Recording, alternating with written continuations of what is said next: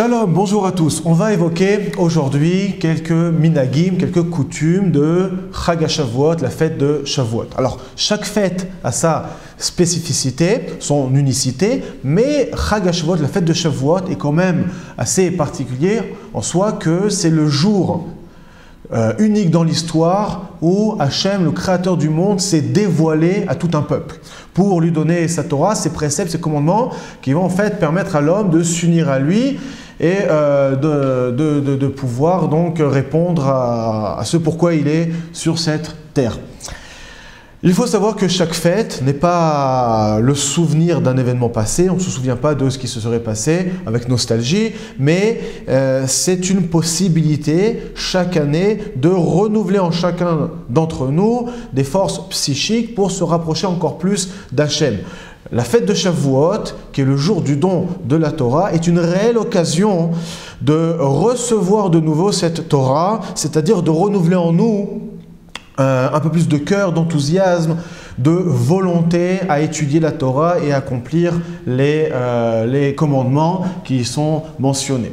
Alors, une première habitude pour la fête de Shavuot est de décorer les maisons et les Bate Knesset de plantes. Certains avaient même pris pour habitude carrément de mettre sur tout le sol des plantes, c'est-à-dire que les gens rentraient chez eux, ils marchaient dans un jardin. Le Chemdat Yamim rapporte que cette habitude a pour source que lorsque Akadosh Baruch Hu, Hachem, nous a donné la Torah, donc ce jour-là, à Béar Sinaï, à chacun des 10 commandements qu'il prononçait, sortaient du ciel des fleurs qui embaumaient le monde entier.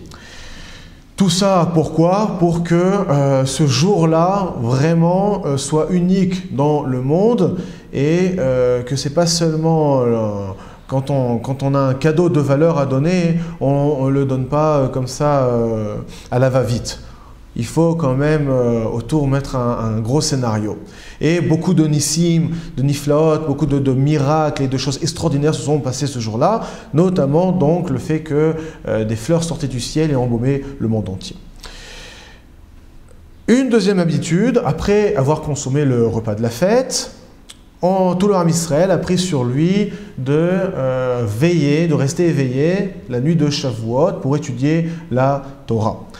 Il est rapporté que celui qui reste éveillé cette nuit-là pour étudier la Torah est assuré de finir l'année sans dommage. Rabbi Shlomo Elkabetz, bien connu puisqu'on lit le Piyut Lechadodi, dont il en est l'auteur tous les vendredis soirs, rapporte les faits suivants. À son époque, donc il y a 450 ans, il était un des Talmidim ou des Chaverim de Rabbi Yosef Karo, l'auteur du Bet Yosef et du Shulchan Aruch. Et à la nuit de Shavuot, ils ont préparé une étude bien définie pour rester éveillés toute la nuit et étudier. Il y avait donc Rabbi Shlomo Elkabetz, le Rabbi Yosef Karo et encore d'autres Chachamim. Ils commencent à étudier et en plein milieu de la nuit, tout d'un coup, dans un silence total, ils entendent une voix qui va de plus en plus fort sortir de la bouche de Rabbi Yosef Karo. Une voix saccadée. Tout le monde prend peur, se prosterne, tout le monde a bien compris que se dévoilait la présence divine à travers la bouche de Rabbi Yosef Karo. Cette voix commence à parler et à louer tous ces chachamim là qui ont pris cette nuit pour étudier la Torah alors que d'autres sont en train de dormir. Ils ne sont pas conscients de l'impact que ça fait dans le monde entier, leur étude de la Torah. Deuxièmement, cette voix ensuite fait quelques remontrances qu'il faut prier beaucoup plus pour que soit reconstruit le Beit Hamikdash et donc dévoiler la royauté divine au monde entier. Et à la fin, la voix commence à dévoiler des secrets de la Torah jusqu'à une bonne partie de la nuit. Ensuite, tous ces rabbanim-là se lèvent, proclament Baruch Shem Kevod Malchuto Le'olam Vaed, l'unité d'Hachem, et continuent ensuite à étudier avec une joie incommensurable. Au petit matin, chacun va au mikvé avant la prière et il rencontre d'autres rachamim, leur raconte les faits, ce qu'ils ont raté, et peut-être que c'est l'occasion de renouveler pour le deuxième soir de Shavuot encore une nuit d'études avec 10 Chachamim. C'est ce qu'ils font. Ils se réunissent, cette fois-ci ils sont 10, et de nouveau, à peine ont-ils commencé leur étude, que la voix recommence à sortir de la bouche de Rabbi Yosef Karo, et pendant une bonne partie de la nuit dévoile des secrets de la Torah. On n'a pas idée, on n'a pas conscience de l'impact de l'étude de la Torah, surtout en cette sainte journée. Il y a beaucoup de force à prendre, beaucoup de renouveau à saisir. Et on peut y gagner en une proximité avec Hachem qu'on ne peut avoir n'importe quel autre jour. Pour continuer, dans les minagim, alors après la tfila, l'habitude est, avant d'aller se reposer après la veillée, est de faire un petit déjeuner. On fait le kiddush et on mange un repas chalavi. La coutume est rapportée dans le Réma, autour du XVIe siècle, de manger des produits laitiers. Et après, on se repose un petit peu et on mange le repas principal. La coutume de manger des produits laitiers à Shavuot, plusieurs raisons sont rapportées à cela. Une des raisons, le Mishnah Berurah rapporte que comme c'est le jour où on a reçu la Torah, alors on a reçu plusieurs interdits alimentaires, notamment que chaque BMA, chaque bête, on ne pouvait plus la consommer en la tuant n'importe comment, on est obligé de l'égorger d'une certaine manière. Il faut un couteau très bien aiguisé pour que la bête souffre au minimum, cela demande du temps. Ensuite, certaines parties de la bête ne sont pas consommables, il faut les enlever. En plus de ça, même la viande elle-même, il faut la cachériser, c'est-à-dire la saler pour enlever le sang. Alors tous ces préparatifs-là sont assez longs, c'est aussi beaucoup de halachot, c'est beaucoup de lois. Donc, il n'avait pas d'autre possibilité que de manger des produits laitiers. D'où la coutume, aujourd'hui encore, donc, de se rappeler de ça et de consommer des produits laitiers. Une autre raison est rapportée à cela, le Midrash. Le Midrash raconte que lorsque Moshe Rabbeinu est parti recevoir la Torah, alors les anges ont voulu lui faire du mal. Il y a des forces comme ça qui se sont opposées au don de la Torah à Moshe Rabbeinu. Akadosh Baruch Hu, qu'est-ce qu'il a fait? Il a changé la tête de Moshe Rabbeinu en la tête de Avraham Avinu. À ce moment-là, Akadosh Baruch Hu dit aux malachim, aux anges, quoi, vous voulez faire du mal à cet homme-là? Vous avez bien vu qui est cet homme-là? C'est Avraham Avinu, celui qui vous a reçu, vous a donné à manger. À ce moment-là, les malachim, les anges en sont confus, honteux et laissent tranquille en fait Moshe Rabbeinu pour aller recevoir la Torah. Aujourd'hui, on se souvient de cela en mangeant des produits laitiers. Quel rapport? Puisqu'en fait, Avraham Avinu, quand il a reçu les anges, il leur a donné à manger au préalable des produits lactés. Et ensuite, il leur a donné à manger un repas de viande. Alors nous aussi, aujourd'hui à Shavuot, grâce à Avraham Avinu, en fait, grâce au repas d'Avraham Avinu, on a reçu la Torah, en quelque sorte.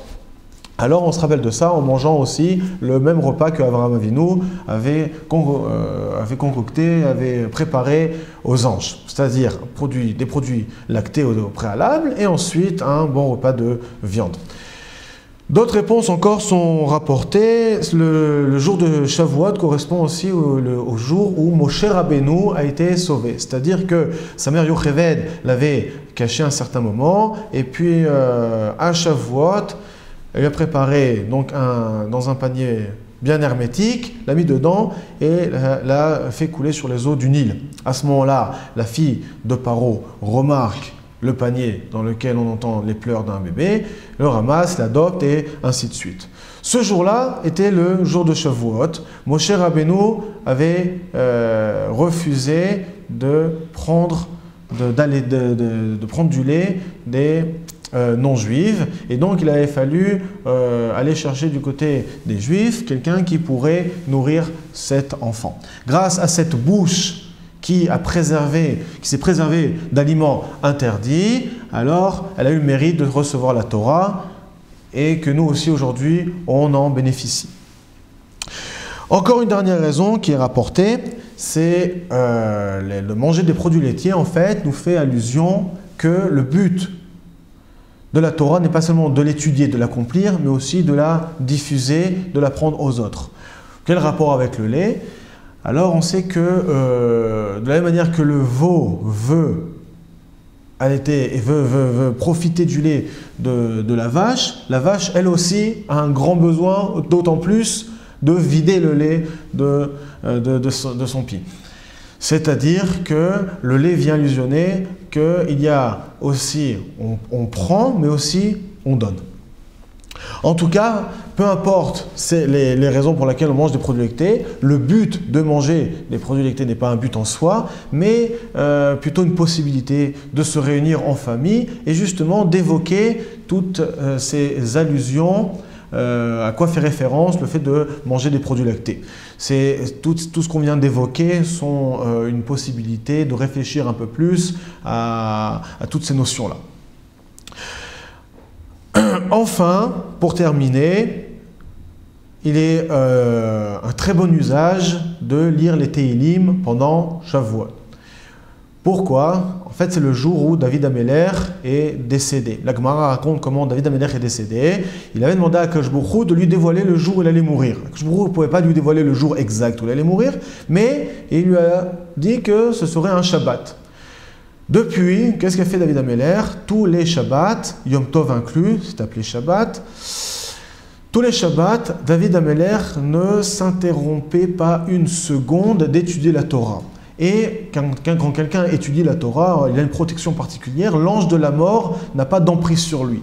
Si quelqu'un veut éviter la mort, il n'a qu'à étudier la Torah, c'est ce que David Améler s'est dit, et donc pas un seul instant, sa bouche s'est arrêtée d'énoncer des paroles de Torah.